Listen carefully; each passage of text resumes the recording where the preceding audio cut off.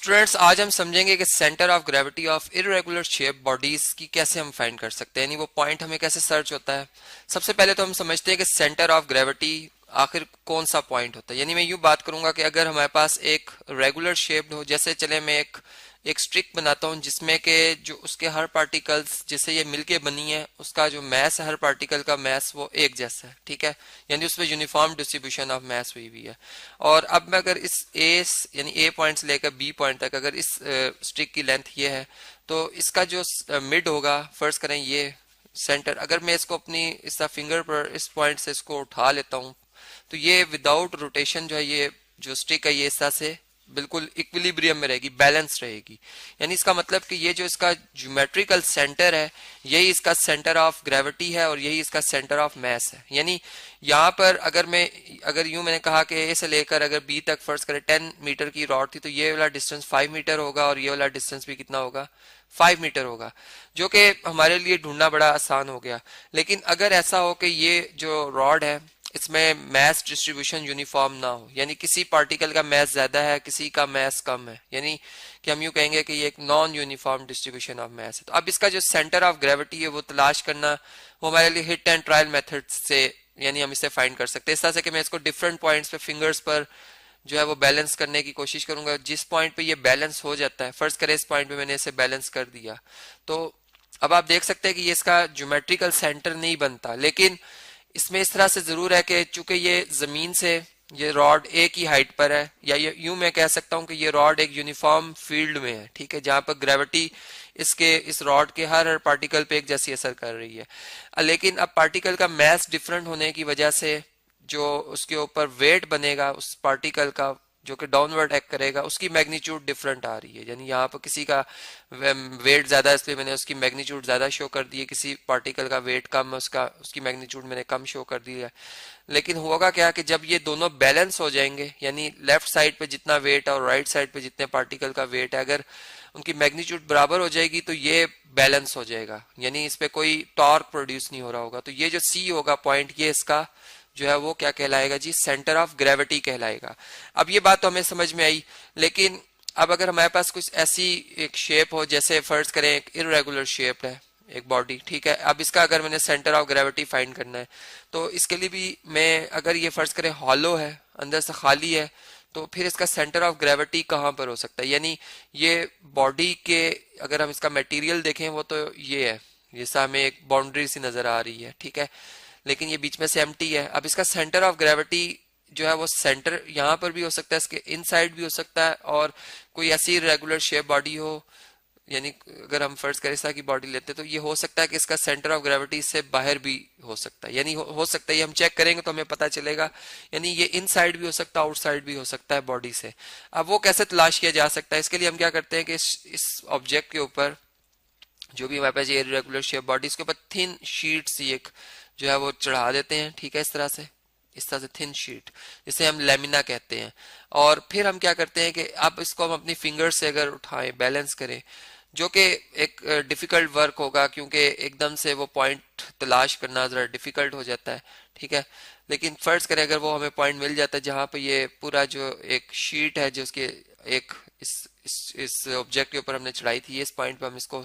फर्ज करें कि बैलेंस कर देते हैं, तो ये इसका सेंटर ऑफ ग्रेविटी कहलाएगा। लेकिन हमारे पास एक और मेथड भी है जो कि फिर हर उस ऑब्जेक्ट के ऊपर वैलिड हो जाता है कि अगर वो इरेगुलर शेप बॉडी हो, फिर उसमें मैस यूनिफॉर्म ना हो, यानी उसमें कहीं पर उसके कुछ पोर्शन में मैस पार्टिकल का ज्यादा है, कहीं पे कम है, तो फिर हम इन सारी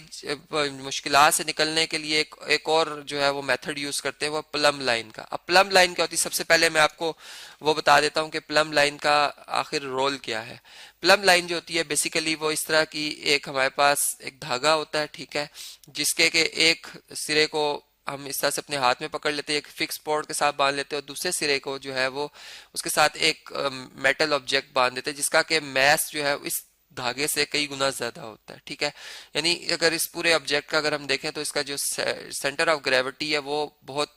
टुवर्ड्स अर्थ जो है वो बहुत करीब होता है अर्थ के, इस वजह से ये अपने आप को बिल्कुल स्टेबल रखता है, और ये भी मैं कह सकता हूँ कि ये बिल्कुल स्ट्रेट रहता है, ठीक है, जिसकी वजह से कि हमें बिल्कुल जो एक सेंटर ऑफ ग्रेविटी की डायरेक्शन है किसी भी ऑब्जेक्ट की, वो ढूंढना बड़ी आसानी से हमें मिल जाती है। अब यहाँ पर हम क्या करते हैं जी कि हम जिस जिस भी रेगुलर हो या इरेगुलर ऑब्जेक्ट हो, अगर हमने उसका सेंटर ऑफ ग्रेविटी फाइंड करना है, फर्स्ट करें ये हमारे पास रेगुलर शेप बॉडीज हैं, तो इनका जो सेंटर ऑफ ग्रेविटी है वो तो बिल्कुल इनके ज्योमेट्रिकल सेंटर पे ही होता है। यानी अगर मैं इस ऑब्जेक्ट को, अगर ये हॉलो ऑब्जेक्ट हो या ये हॉलो ऑब्जेक्ट हो या ये हो, अगर मैं इनको इस तरह से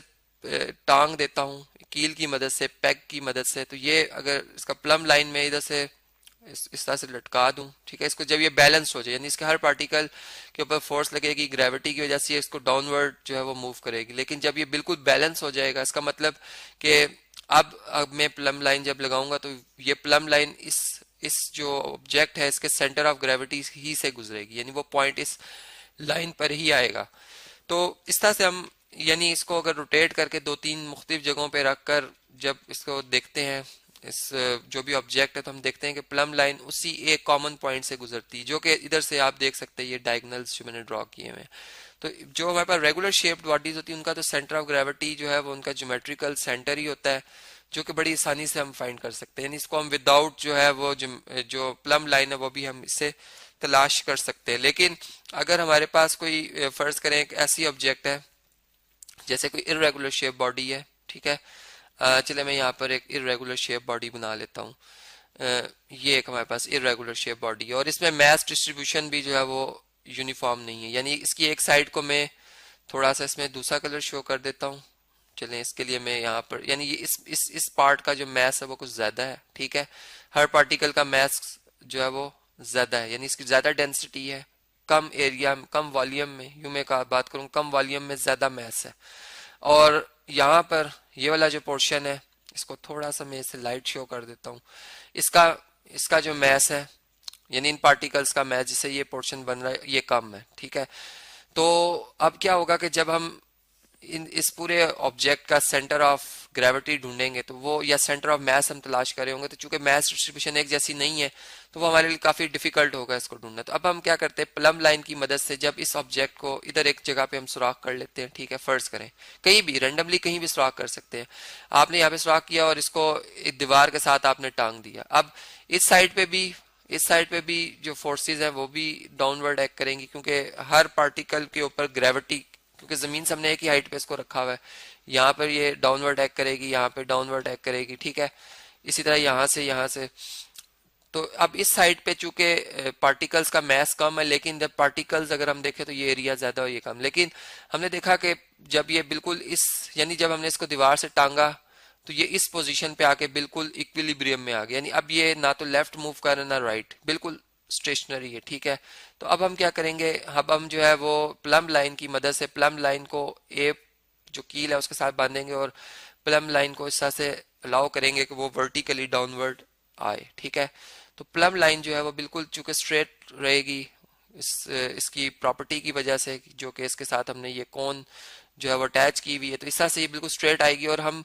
इसका एक मार्क पेंसिल से इस जो ये इरेगुलर शेप बॉडी इसके ऊपर लगा लेंगे। अगर ये एक एम्प्टी बॉडी होती, फर्ज करें कि ये अंदर से एम्प्टी होती, ठीक है, तो हम इसके ऊपर लेमिना एक थिन शीट चढ़ा देते और फिर उसके ऊपर ये लाइन लगा देते, ठीक है। फिर इसी तरह हम ये लाइन चूंकि अब ड्रॉ रहेगी, अब हम क्या करेंगे, इसको रोटेट करेंगे, यानी इसके इस पोर्शन को हम इधर लाएंगे, ठीक है, इसको इधर लाएंगे, यानी इसकी एक न्यू शेप बनेगी जो कि पहले से थोड़ी डिफरेंट बनेगी। तो अगर हम चले, मैं इसी को थोड़ा सा कॉपी कर लेता हूँ, इसी जो ये हमारे पास बनी हुई ऑब्जेक्ट, इसको मैं यहाँ से कॉपी कर लेता हूँ। अब हम जब इसकी न्यू पोजीशन देखेंगे, देखिए पुरानी पोजीशन आपके सामने है, इसको आपकी रिवीजन के लिए मैंने याद रखने के लिए रखा। अब हम जब इस पैक को, यानी यहाँ पर एक सुराख करते हैं और इसको जब हम कील के साथ टांगेंगे और इस बी पॉइंट को ए पॉइंट पे ले आएंगे, ठीक है, तो अब ये लेमिना अपने आप को, यानी ये जो ऑब्जेक्ट अपने आप को बैलेंस करेगा, ठीक है, तो ये बी पॉइंट आ गया, ठीक है, और इसकी अब शेप भी चेंज हो जाएगी, यानी अब इसकी जो शेप बनेगी वो पहले से जरा डिफरेंट बनेगी। उसको यहाँ से चले मैं रेस कर देता हूँ और इसकी जो अब न्यू शेप बनेगी वो भी हम देख लेते हैं जी। इसकी न्यू शेप क्या बनेगी, वो कुछ इस तरह से होगी जी, ठीक है। ये पोर्शन, अब मैं इसको इस वाले पोर्शन को ऊपर ला रहा हूँ, ये इस तरह से,